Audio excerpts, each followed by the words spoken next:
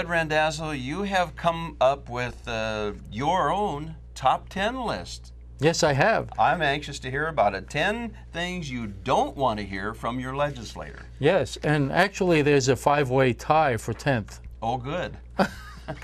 So the first of the finalists for 10th spot is, you don't understand how to get things done in the legislature. Yeah, well, or the attitude, you don't understand, period. And the next one is, I don't have time to read all these bills.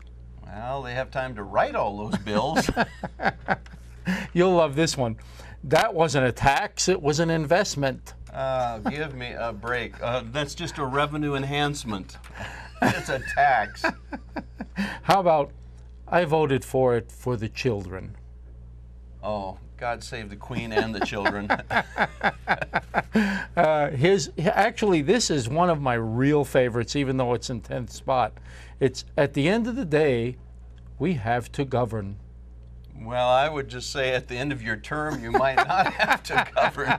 We could get you out of there.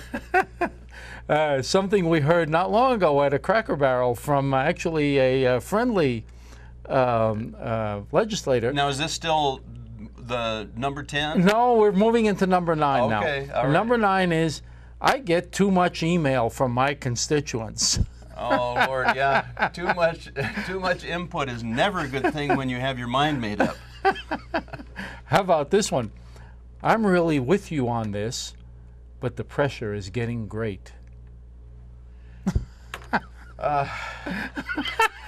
That's about the right They comment. get better, don't they?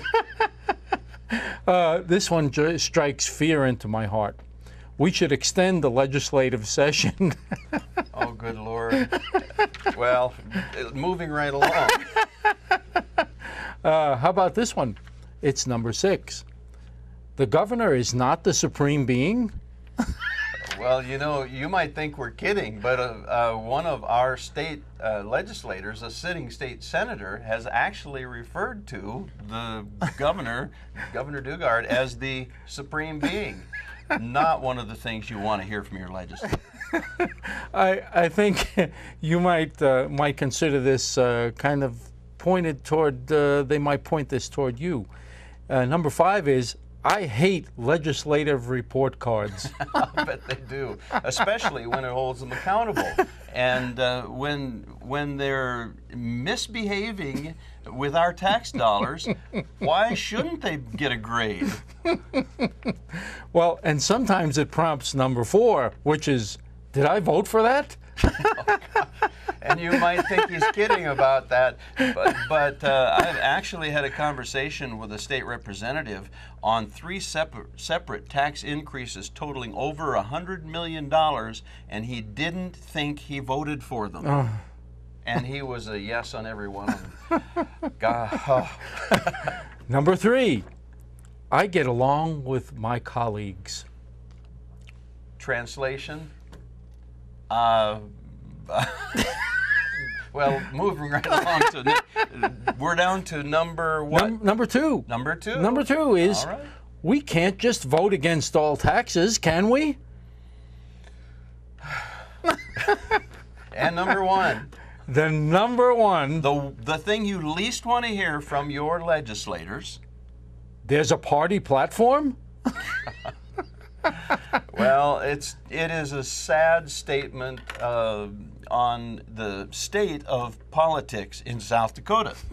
Yes, and unfortunately, much of this can be extended to the federal offices as well. So, Well, and Ed, as you created your top 10 list here, these aren't just things that you fantasized about. These are things that we've heard legislators in South Dakota, and for that matter in Washington, D.C., actually say. absolutely, and actually, there's only one that I think that wasn't actually said to me at some point, and that's about extending the legislative session. So it's a relatively minor one, but it's just incredible that our legislators who run for office, spend money to get elected, beg us for their votes, will then come and tell us things like this. Oh my. Well, my personal favorite has to be, there's a party platform? We're here to help remind them that yes, indeed, there is a party platform, and yes, the voters are watching. We hope you will let them know you're watching too.